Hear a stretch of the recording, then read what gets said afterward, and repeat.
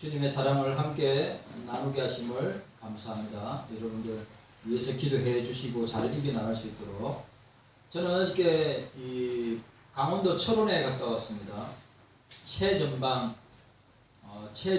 바로 북한이 바로 앞에 보이는 교회를 세 군데, 기도원 교회, 필성 교회, 그 다음에 임마누엘 교회, 최전방에 있는 교회입니다. 그리고 그 지역에 있는 군인들은 밖을 나갈 수 없대요. 그래서 그곳에서 예배를 드리는데 우리 군목사회관은 한현재 목사님하고 또 은퇴하신 목사님이 또 군목 목사님이 섬기고 있는데 참 열악한 가운데 어려운 가운데 감당하고 있습니다. 군대가 여러분들 아시죠? 군부대 물어보니까 우리 국민들이 자녀를 안 낳으니까 군대 들어오는 남자들이 자꾸 줄어든다고 합니다. 그래서 휴전선에는 최전방에는 지피에는 우리 군인들이 다 100% 배치가 되어 있는데 그 뒤에는 60% 정도밖에 안 된대요. 군인들이 없어가지고 참 걱정을 많이 하는데 우리 나라를 지키는 우리 군종병들, 군목 우리 목사님들, 또 우리 그리스도인 군인들을 위해서 여러분들 기도 많이 해 주시기를 바랍니다. 거룩한 성화의 생활, 우리가 기도로 거룩하여지고 말씀으로 거룩하여지고 예배로 거룩하여지고, 우리가 오늘 마지막 시간으로 우리의 행함과 삶을 통하여서, 이거는 실천편이라고 할 수 있는데, 여러분 우리가 아무리 이론을 많이 알아도, 여러분 요리도 아무리 많은 요리책을 읽어도 실제로 요리를 해보지 않으면 그 음식을 만들 수 없습니다. 신앙도 마찬가지예요. 우리가 아무리 성경을 많이 듣고 성경을 많이 읽고 성경을 많이 공부한다 하더라도 그 말씀대로 순종하지 않는다면, 그 말씀대로 살지 아니한다면 이 성경 말씀은 그냥 기록된 글자일 뿐입니다. 세상 사람들은 최고의 인문학 서적이라고 하는 그런 서적밖에 되지 않는 것입니다. 제가 지금 대선지서 다니엘서를 우리가 창세기부터 쭉 읽어오면서 지금 다니엘서를 읽고 있는데, 이스라엘의 멸망사 이사야부터 예레미야, 에스겔, 이사야, 예레미야, 에스겔, 다니엘, 그 다음 호세아부터 저기 말라기까지 쭉 내려가는데, 그들이 멸망하게 된 원인은 딴 것이 아닙니다. 그들의 죄 때문에 멸망하였고, 그들이 하나님의 말씀을 청종하지 않고 하나님 말씀대로 살지 아니했기 때문에 멸망하였다고 이 성경 기자들은 이야기하고 있습니다. 오늘 저와 여러분들이 오늘 이 마지막 시간으로 따라합시다. 그리스도인들은 행함으로 거룩하여집니다. 행함입니다. 행함. 우리가 지금 세 번째로 말씀 나누고 있는데, 예수님께 나온 율법사는 니꼬데모와 같이 간절한 진리에 대한 오늘 이 시대의 문제가 뭐냐면 주님의 말씀에 대한 갈급함이 없다는 것입니다.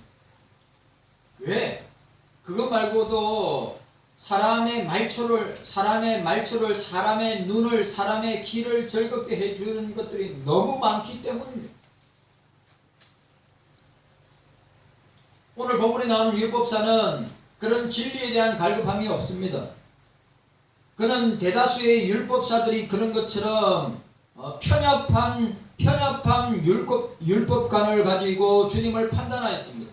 오늘 저와 여러분들도 마찬가지입니다. 우리가 편협한 성경관을 가지고 있다면, 예를 들어서 하이프 칼빈주의자들, 극단적인 칼빈주의자들, 극단적인 개혁주의자들, 극단적인 성경주의자들, 문제가 많죠. 오늘 그런 시대에 극단적인 자유주의자들 너무너무 많습니다. 편협한 성경관을 가지고, 편협한 율법관을 가지고 주님을 판단했습니다. 우리도 그렇게 될 수 있다고 생각했습니다. 자신의 얄팍한 율법 지식으로 주님을 시험하였습니다. 그런데 주님 앞에, 여러분, 주님 앞에 선 그 율법사의 마음을 주님은 꿰뚫고 보고 있었습니다. 저를 보세요.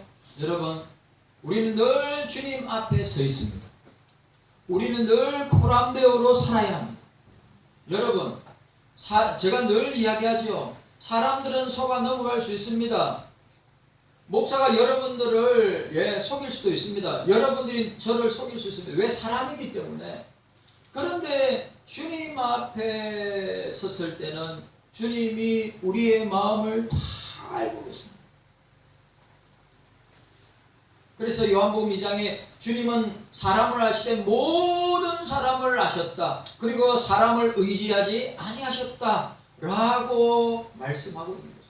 주님은 다 알고 계세요. 주님은 다 알고 계십니다. 여러분들이 아무리 속이려고 해도 숨기려고 해도 주님 앞에서는 다 드러나기 때문에 이 율법사가 그러한 사람이었어요. 주님 앞에서 그 악한 마음이 여실하게 드러나는 것을 본 성경에서 우리는 발견하게 됩니다. 주님께서는 선한 사마리아 사람의 비유를 들어서 율법의 한계를 뛰어넘는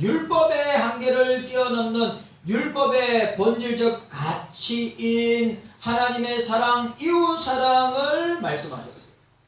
여러분 이거 너무 중요합니다. 율법의 한계를 뛰어넘어서 율법의 본질적 가치, 율법의 핵심, 성경의 핵심이 뭡니까? 예수님은 하나님 사랑, 이웃 사랑이라고 말씀하고 있는 것입니다. 그런데 율법사는, 여러분, 당시 율법사는 대중과 다른 위치에 있었습니다.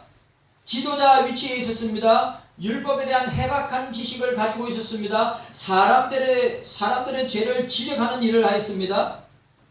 또 율법사는 그 율법을 적용하고 해석하고 필사하고 또 특별하게 율법을 가르치는 위치에 있었습니다.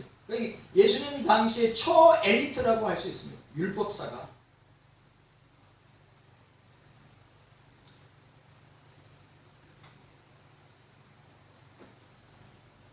그런데 그 율법사가 예수님을 시험하고자 궁지에 몰았습니다. 예수님을 향하여서 곤란한 질문들을 엄청 많이 했습니다. 누가복음 14장 3절에 그런 질문 앞에 예수님은 율법학자와 바리새인에게 안식일에 병을 고치는 것이 옳으냐 옳지 않느냐 역으로 질문하시는 주님의 모습을 보게 됩니다. 이러한 공방으로 계속 주고받는 가운데 율법사가 예수님을 시험하고자 어떻게 했습니까? 영생을 어떻게 하면 얻을 수 있습니까? 예수님이 그 율법사의 의도를 너무나 잘 알고 있었어요.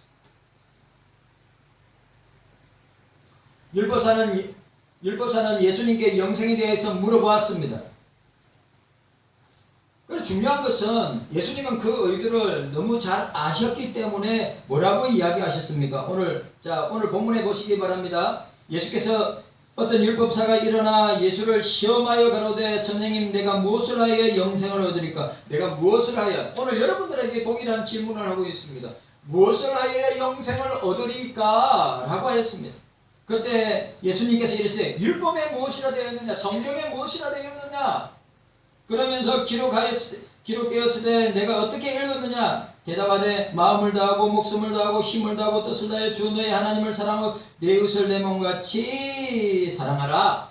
그리고 예수님이 그 율법사에게 뭐라고 이야기합니까? 오늘 보시기 바랍니다. 28절에 이를 행하라. 자, 따라합시다. 이를 행하라. 이를 행하라. 그리하면 살리라. 따라합시다. 이를 행하라. 그리하면 살리라. 여러분, 말씀을 지킬 때, 말씀을 행할 때 사는 것이 확실하게 믿으시길 바랍니다. 맨날 우리는 우리의 머리만 키우고 우리의 지식만 키우는데 그 조금의 유익은, 약간의 유익은 있을지 몰라도 여러분, 어떤 사람이 지혜로운 사람입니까? 주님의 말씀을 듣고 그대로 사는 사람입니다. 주님의 말씀을 듣고 그대로 행하는 사람입니다. 주님의 말씀을 듣고 살려고 몸부림치는 사람이에요. 내가 성경 지식을 이 정도 알고 내가 개혁주의 칼빈주의 신학을 이 정도 알고 그거 여러분 오늘 주님은 뭐라고 이야기했습니까? 네가 그래 알고 있어? 행하라. 행하라. 말이 아니라 행동해라. 그래야 하면 영생을 얻을 것이라. 너무너무 중요한 질문입니다. 너무너무 중요한 주님의 답변입니다. 오늘 주님이 질문했습니다. 여러분들에게도 질문합니다. 율법사가 예수님 어떻게 하면 여러분들이 주님한테 질문하죠. 주님 어떻게 하면 구원을 얻을 수 있습니까? 어떻게 하면 영생을 얻을 수 있습니까? 그런데 주님이 뭐라고 했습니까? 너 성경에 뭐라고 되어 있느냐? 어떻게 읽었느냐? 마음을 다하고 뜻을 다하고 힘을 다하고 목숨을 다하여 주 너의 하나님을 사랑하라. 내 이웃을 내 몸과 같이 사랑하라. 너는 이를 행하라. 그리야 하면 살리라. 이를 행하라. 중요한 건 보세요. 이를 주님이 뭐랬습니까? 이 말씀을 그냥 읽어라. 이 말씀을 공부해라. 이 말씀을 그냥 네 마음에 새기라. 말씀하지 아니하고 뭐라고 했어요? 이 말씀대로 행하라. 실천해라. 라고 하는 사실을 우리에게 보여주고 있는 것입니다. 성경에서 예수님은 율법학자들이 자신도 다 지키지 못하는 어려운 짐을 일반 백성들에게 지우고 자신은 손가락 하나도 까딱하지 않는다고 예수님이 지적하셨습니다. 누가복음 11장 46절에 여러분 유대인들이 지켜야 될 율법이 613가지입니다. 613가지. 저를 보세요. 613가지를 지켜야 돼요.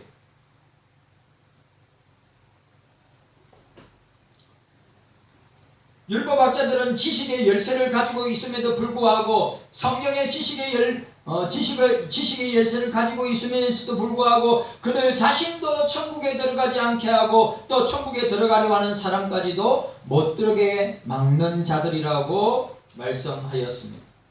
여러분 따라합시다. 하나님 사랑, 이웃 사랑.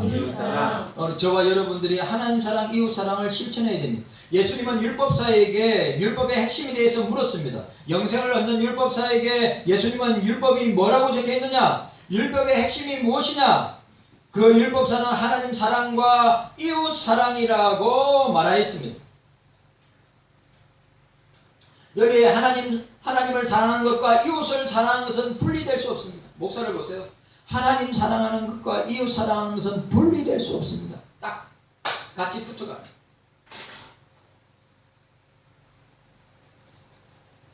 우리는 종종, 저와 여러분들은 종종 우리의 이웃이 누구인지 어떻게 이웃을 사랑하는지 모르는 경우가 있다고 하는 사실입니다.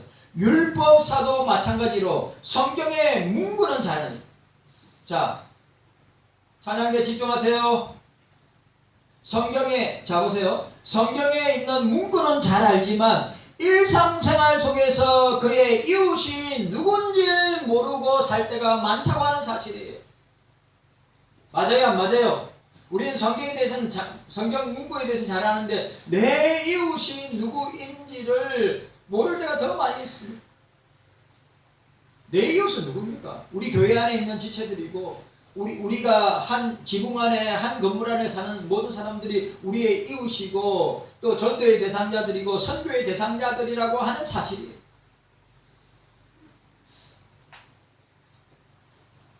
그래서 예수님은 그에게 비유를 통해서 그의 참 이웃이 누구인지를 밝히고 있습니다. 예수님은 그 시대 상황 속에서 첨예하게 대립하고 있던 유대인과 사마리아인 그 당시 최고의 엘리트인 제사장과 어떻게 해요? 레위 지파 얘를 통하여서 참된 이웃이 누구인지를 우리에게 말씀하고 있습니다. 여러분 제사장과 레위인들이 참된 이웃입니까? 아니죠. 성경에 누가 참된 이웃입니까? 선한 사마리아인. 오늘 저와 여러분들에게 이런 깨닫는 은혜가 있기를 원합니다. 우리가 생각하겠습니다. 그리스도인들은 예수님의 사랑을 실천할 때 거룩하여진다고 하였습니다. 그리고 두 번째로 그리스도인들은 강도 만난 이웃을 섬길 때에 섬긴 선한 사마리아인으로 삶을 살 때 거룩하여진다고 말씀하고 있습니다. 자, 오늘 세 번째 함께 우리 생각하기를 원합니다. 세 번째, 그리스도인들은 착한 행실로 선행으로 하나님께만 영광 돌림으로 거룩하여질 것입니다. 자, 36절, 37절 함께 읽도록 하겠습니다. 36절, 37절 함께 읽도록 하겠습니다. 자, 36절, 37절입니다. 함께 읽습니다. 시작. 너희에게 이 세 사람 중 누가 강도 만난 자의 이웃이 되겠느냐? 가로되 자비를 베푼 자니이다. 예수께서 이르시되 가서 너도 이와 같이 하라 하시니라. 아멘. 여러분, 오늘 저와 여러분들이 어떻게 해요? 착한 행실로. 오늘 본문에 예수님이 또 말했습니다. 예수께서 이르시되 이르시되 가서 너도 이와 같이 하라. 누구처럼? 선한 사마리아처럼. 선한 사마리아인은 말이 아니라 삶으로, 선한 사마리아인은 말이 아니라 행동으로, 선한 사마리아인은 말이 아니라 예수님의 사랑을 실천함으로. 여러분, 선한 사마리아인은 어떻게 했습니까? 제사장과 레위인들은 제사장은 딱 보자마자 시체 죽고 있으니까 시체 만지면 부정하니까 내가 안 만져야지. 예? 레위는 성전을 섬기는 사람이에요. 우리 지금으로 하면 중직자 정도 되겠죠. 예? 그런데 강도 만난 이웃은 유대인입니다. 여러분, 제사장과 레위 사람들은 당연히 동질의식을 가지고 유대인이 저렇게 쓰러져 있으니까 당연히 품고 그들을 돌봐줘야 될 책임과 의무가 있는 사람들이. 근데 레위인도 어떻게 합니까? 성경의 율법에 시체를 가까이 하면 안 되지. 죽음을 가까이 하면 안 되지. 내가 오늘 7시에 8시에 봉사하는 일이 있지. 그리고 그 선한 사마리아인의 그 상태의 모습을 회피하고 도망가는 거죠. 근데 선한 사마리아는 어떻게 합니까? 자기가 갖고 있는 것을 치료하고 또 주막에서 어떻게 하였습니까? 주막에서 어떻게 하였죠? 네? 여러분, 2 데나리온이라 했습니다. 2 데나리온 적은 돈이 아닙니다. 1 데나리온이 그 당시 하루 일하는 사람의 품삯이니까 하루 품삯이었어요. 그럼 최소한 요즘으로 따지면 최소한 10만원 이상, 그럼 2 데나리온이니까 20만원 넘는 이상의 가치 돈을 주고 만약 여비가 더 들면 내가 와서 다시 줄 것이라고 하면서 어떻게 해요? 강도 만난 이웃을 도와주는 선한 사마리아인의 모습을 보게 됩니다. 자, 36절 보세요.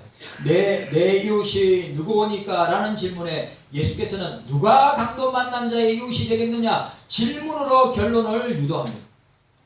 두 질문 사이에는 결정적인 차이가 있습니다. 전자에는 이웃의 개념을 범주적으로 제한합니다. 그러니까 제사장들과 레위인들은 율법의 테두리 안에 이웃을 딱 고착화시켜 놓습니다. 그런데 후자는 전자의 제한적인 이웃의 개념을 뛰어넘어서 모든 이웃, 신자나 불신자나 모든 이웃이 우리의 이웃이다. 우리가 착각하면 안 돼요. 우리 교회 안에도 선한 사마리아인이 필요하고 또 우리 교회 안에도 강도 만난 이웃이 있다고 하는 사실입니다. 그런데 더 중요한 것은 교회뿐만 아니라 오늘 주님이 말씀하시는 선한 사마리아의 그 행위는 교회 안에만 갇혀있는, 말씀 안에만 갇혀있는 선한 행위가 아니라 어떻게 교회 밖에 불신자들, 그렇게 강도 맞는 사람에게 도움을 주는 것이라고 말씀하고 있습니다.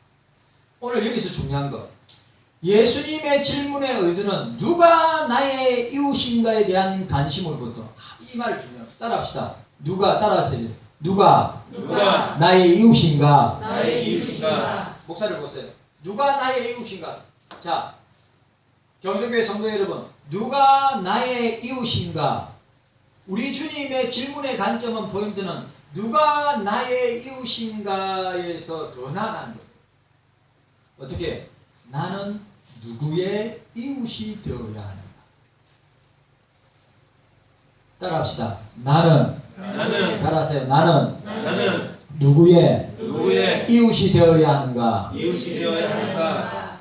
오늘 주님은 누가 나의 이웃인가에서 어떻게 해요? 나는 누구의 이웃이 되어야 해요? 다르죠? 완전히 다르죠? 그죠? 오늘 주님은 우리의 말씀의 관점을 우리는 항상 제사장의 관점에서 중요한 말이에요. 늘 제사장의 관점에서 레위의 관점에서 볼 때는 누가 나의 이웃인가? 누가 나의 이웃인가? 근데 선한 사마리아인의 관점은 뭡니까? 나는 누구의 이웃이 되어야 하는가? 나는 누구의 이웃인가? 얼마나 중요해요. 완전히 다르잖아요. 그러니까 제사장과 레위인들의 이웃 개념은 제사장과 레위인들 율법의 이웃 개념은 뭡니까? 굉장히 편협하고 자기 중심적이고 좁고 수동적이야. 그런데 선한 사마리아인의 이 이웃에 관한 성경과는 어떻습니까? 예수님처럼 넓고 예수님처럼 긍정적이고 예수님처럼 품을 수 있고 예수님처럼 사랑할 수 있는 그런 모습을 우리에게 보여주고 있어요. 중요하죠? 네. 자, 한 번 더 따라하세요. 나는 따라합시다. 나는 누구의 이웃이 되어야 합니까? 이웃이 되어야 합니까? 이렇게 질문이 나오죠. 예? 누가 나의 이웃인가? 그러면 여러분들 이해관계 있는 사람이 이웃이다. 그런데 선한 사마리아는 일명식도 없는 강도 만난 유대인을 어떻게 했습니까? 오늘 예수님이 말씀하시는 거죠. 나는 누구의 이웃이 되어야 한다. 강도 만난 이웃이 되어야 한다. 그렇게 주님이 우리의 이웃관을 성경의 이웃관을 관점을 바꿔준다면 바꾸세요. 저와 여러분도 누가 나의 이웃인가가 아니라 나는 누구의 이웃이 되어줘야 하는가? 관점으로 돌리고 있는 것을 보게 됩니다. 자신의 이웃이 누군가를 미리 설정해 두기 위해 중요한 말. 자신의 이웃이 누구인가를 미리 설정해 두고 다 이해관계 있는 사람들만 이웃이라 생각하는 거예요. 제사장들도 레위인들도 그렇게 생각하는 거. 강도 만난 이웃인데 내하고 상관없네? 같은 유대인들도 이해관계가 없으니까 나랑 관계가 없네? 레위인도 제사장도. 근데 선한 사마리아인은 어떻습니까? 아무런 이해관계가 없는데도 불구하고 어떻게 합니까? 자기의 사비를 다 들어서 우리가 그런 모습이 있어야 돼. 자기가 가진 사비를 다 돈 더 들어서 내가 와서 더 주겠다고.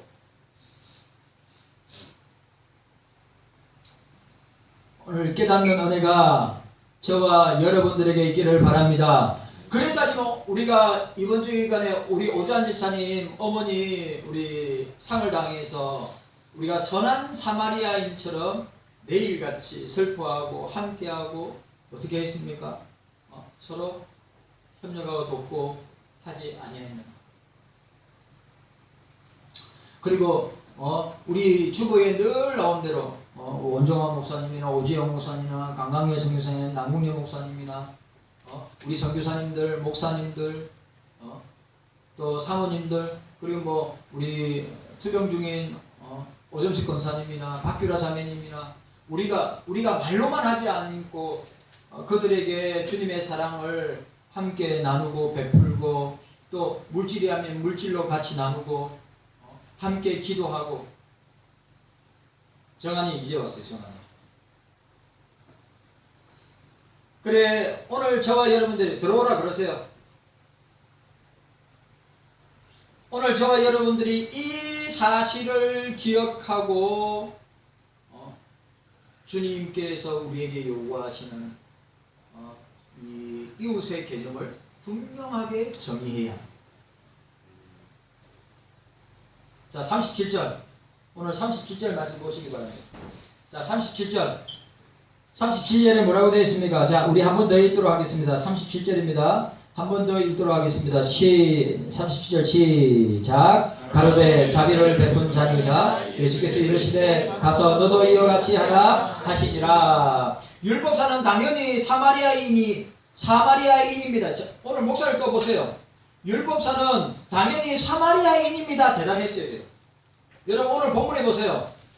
율법사는 당연히 선을 행한 자는 누구냐 이럴 때 선한 사마리아인입니다 이랬는데 대답을 해야 되는데 어떻게 합니까? 자비를 베푼 자니이다. 왜? 사마리아인은 자기들에게 아직도 자기에게는 이웃이 아니라 아직도 사마리아인은 자기에게는 원수와 같은 존재이기 때문에. 그래서 뭐예요? 자비를 베푼 자. 우리 이런 모습도 많아요. 우리 진짜 이런 모습도 많단 말이에요. 예수님은 의도를 다 알고 있어요. 율법사의 마음을 깨뚫고 있어요. 저와 여러분들의 마음을 깨뚫고 있어요. 제발 저와 여러분들은 제사장이나 레인의 그 편협한 그 마음을 저와 여러분들이 가질 때가 있다니까요. 우리는 선한 사마리아인과 같은 예수님의 마음을 가져야 돼요. 맞아요. 선한 사마리아인입니다. 이 사마리아인이란 말도 하기 싫어가지고 어떻게 해요? 자비를 베푼 자니다. 이렇게 나오는 거예요.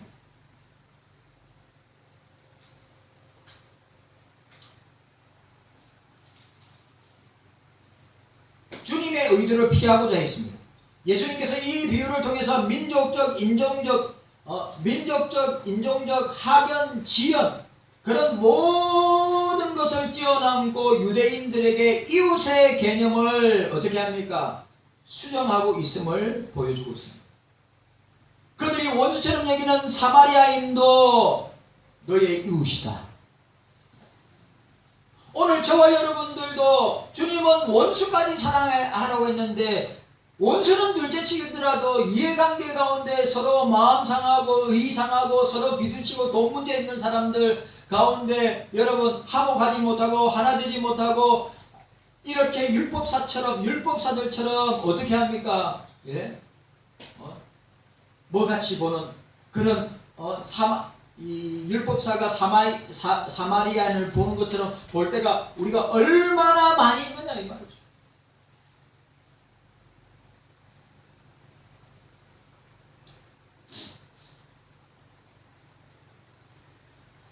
원수처럼 여기는 사마리아인도 이웃이 될 수 있음을 주님은 말씀하셨습니다. 여전히 사마리아인에 대한 배타적인 모습이 율법사에게 있음을 말씀하면서 오늘 뭐라고 이야기하고 있습니까? 너도 이와 같이 하라. 너도 이와 같이 하라. 자, 따라합시다. 네. 따라하세요. 우리도 따라합시다. 우리도 이와 같이 하라. 이거 현재 명령법입니다. 현재 명령법이 뭐냐? 항상 그와 같이 행동해야 된다. 야, 주님이 선한 사마리아인처럼 율법사야 항상 그렇게 뭐요? 항상 그와 같이 행동해야 된다. 현재 명령법은 습관적인 삶을 말합니다. 목사를 보세요. 우리는 악한 일에 습관이 길들여지면 그거 끊기 얼마나 힘들어요. 그래요 안 그래요? 우리가 죄 짓는 일에 습관화가 되면 그거 끊기 얼마나 어렵냔 말이에요. 우리 스마트폰 중독이나 게임 중독되었을 때 그걸 술 중독이나 마약 중독이나 담배에 중독되었을 때 그 끊기가 얼마나 힘들어요. 그 습관이 그렇게 무서운 거예요. 그런데 오늘 우리 주님은 뭐라고요? 너도 이와 같이 하라. 너도 이와 같이 하라. 호이에이 호모이오스. 너도 이와 같이 하라. 현재 명령문. 현재 명령문은 뭡니까? ing입니다. ing. 계속 그렇게 살아야 된다. 계속 자비를 베풀어야 된다. 계속 선을 행해야 된다. 네가 습관이 될 때까지 그냥 습관화가 되어야 한다. 뭘요? 자비를 베푸는 것, 사랑을 베푸는 것. 오늘 주님이 항상 해야 할 일, 우리 주님.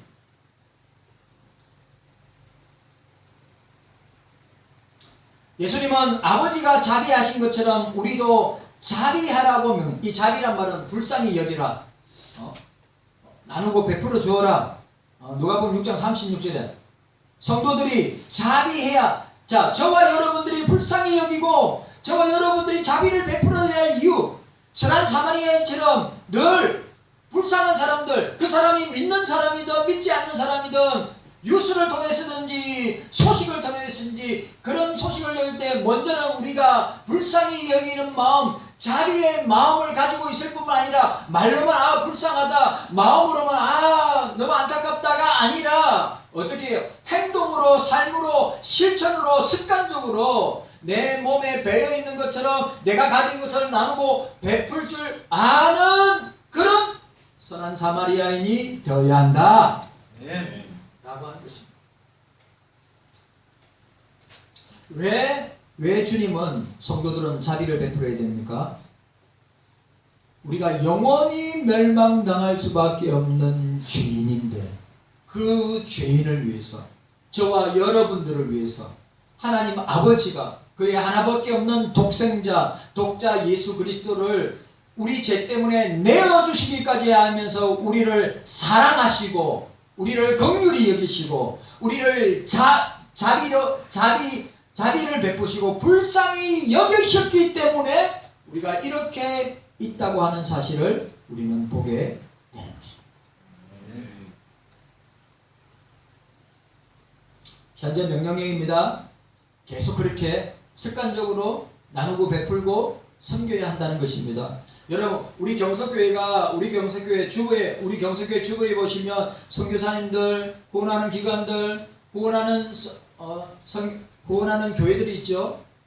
그것뿐만 아니라 우리가 우리 이웃에게 어려움을 당한 망원동이든지 이웃교회든지 아니면 다른 목사님이나 선교사님이나 사모님이나 자녀들이나 어려움을 당할 때마다 우리의 물질을 우리가 사랑으로 모아서 그들에게 전달하고 지금까지 그렇게 하고 있어요.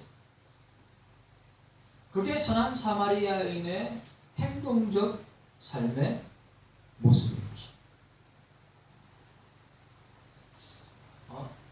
야고보서 2장에 나온 대로 네 배고프냐? 그래 배불러라. 추위에 떨고 있느냐? 그래 따뜻하게 살아라. 말로만 하는 거.